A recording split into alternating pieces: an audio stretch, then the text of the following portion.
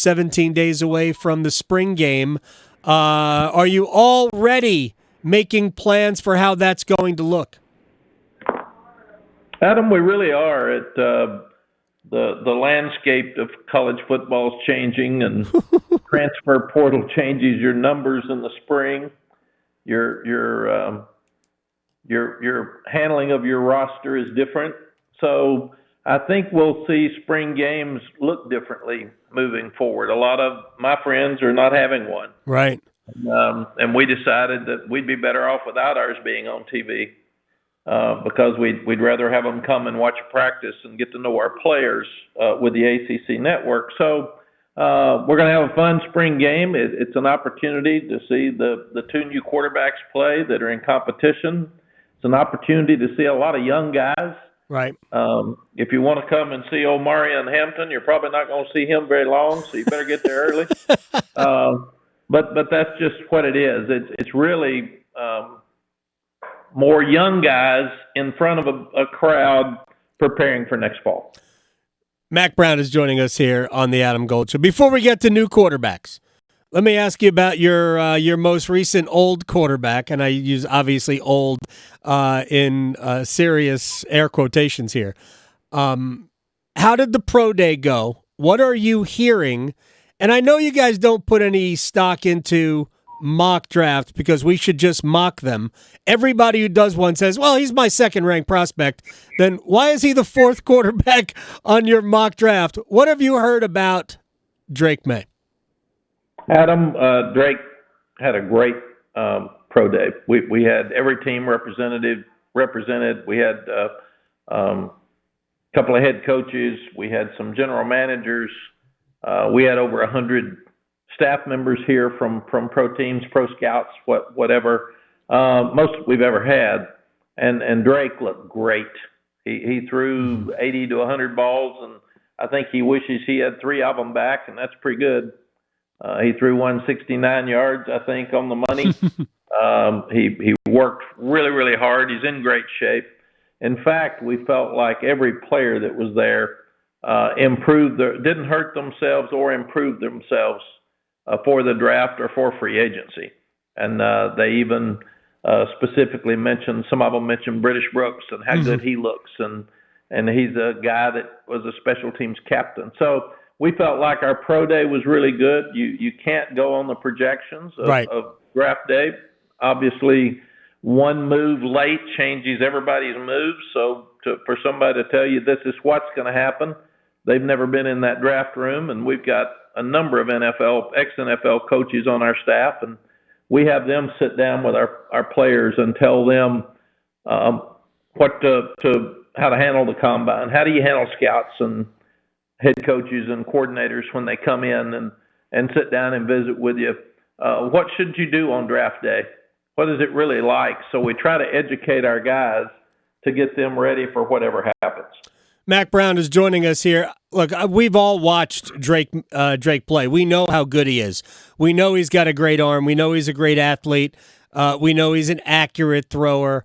The transition from college to the NFL in terms of reading defenses at the line of scrimmage, stuff that they're trying to trick you that maybe we don't see a lot of in college. The quality of the defensive backs where everybody can cover as opposed to colleges where maybe not everybody can cover. What's the hardest transition for a quarterback from college to the NFL?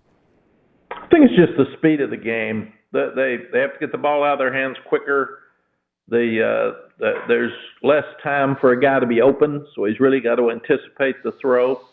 And we're lucky, Adam, or really Drake's lucky that he's got Freddie Kitchens here, who coached 2 number 1 draft picks in the NFL and was an offensive coordinator for 11 years and the head coach for the Browns. We've got Clyde Christensen here that coached 4 of the best NFL quarterbacks to ever play.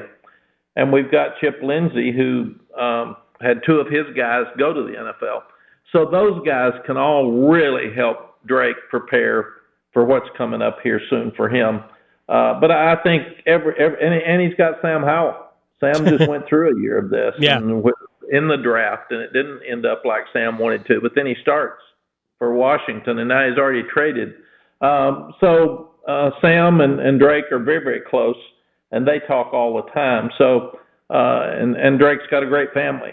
So we feel like that he is as prepared for this moment as you could possibly be, and it's amazing to me that he has accomplished so much in only playing 2 years of college football. Well, I mean, that's really unbelievable. now 2 years is almost a lot.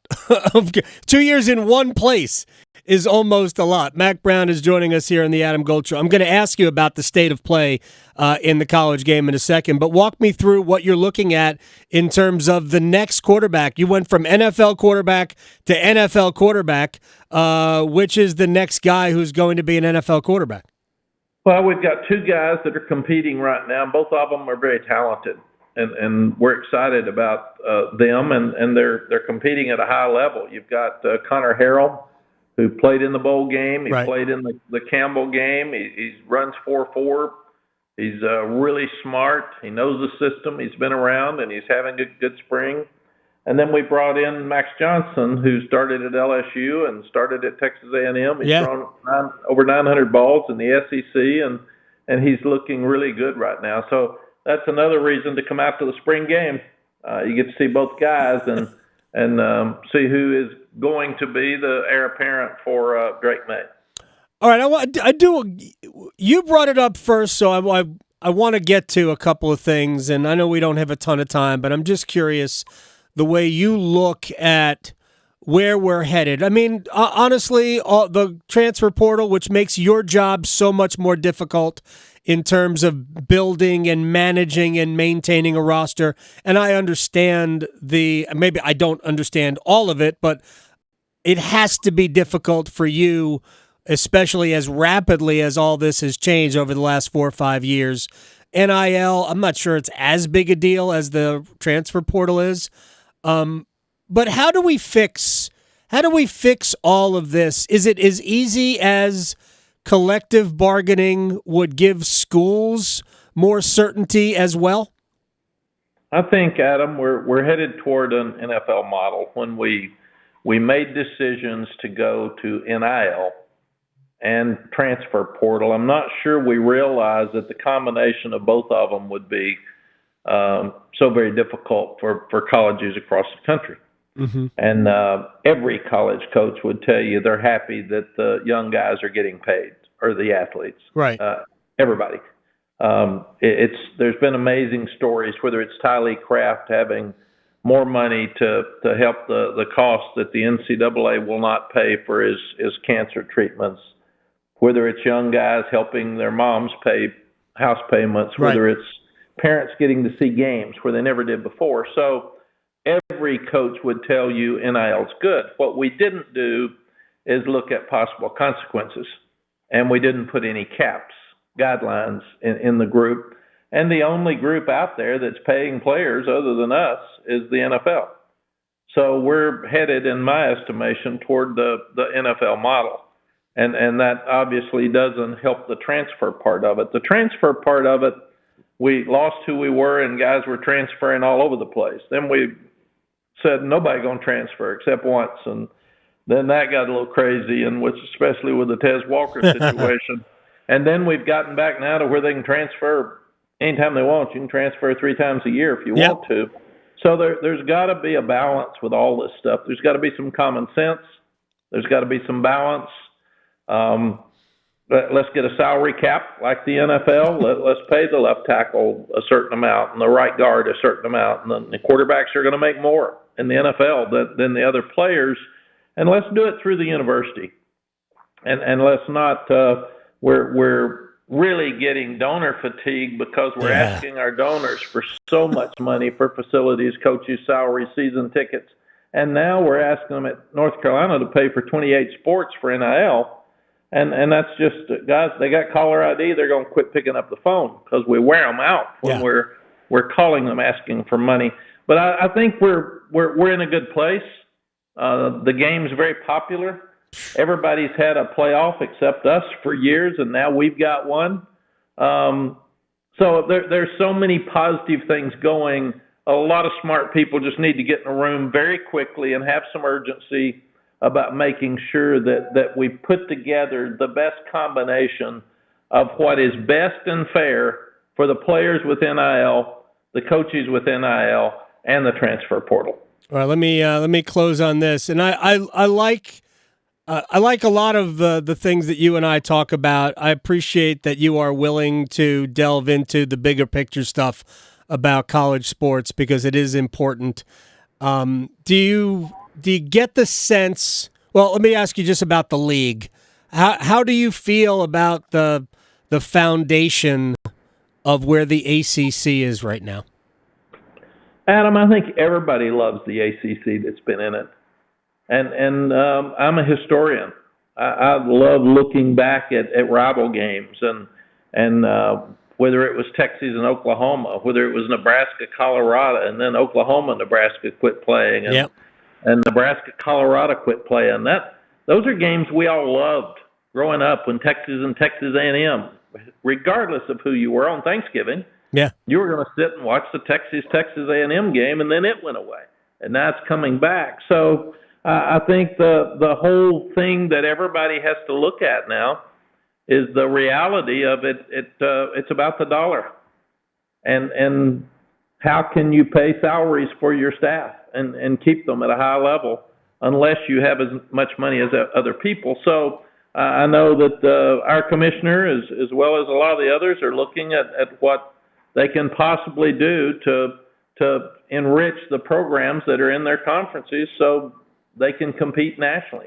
All of us want to win all the games.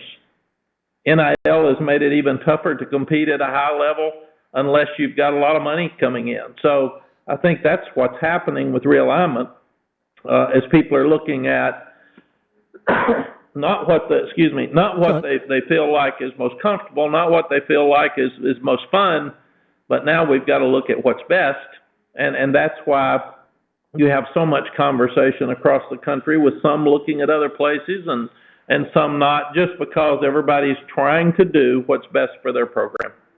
Right, and I believe that we have, and I don't know that Jim Phillips falls into this category. I'm pretty sure he doesn't. I think we have some people in charge of other conferences that are not looking at what's best for the sport as a whole, but only what makes their leagues more money, which I understand. That's what it's become, and they're all doing it at the behest of the university presidents. My sense is that if they had left all of this up to coaches and athletic directors only, it might look a lot different, but that's just speculation on my part. I hope you have fun at the spring game. Even if it's not necessarily a game, on the 20th at 3 o'clock at Kenan Stadium. And I always appreciate your time and the conversation. Mack Brown, I want you to have a good time. Thank you, Adam. Thanks for having me on, and hope everybody had a happy Easter, and get out to it will be a game, but get out to the spring game at 3 o'clock on the 20th of April if possible. That we will encourage people to do so. Thank you, Coach. Thank you, Adam. Take care.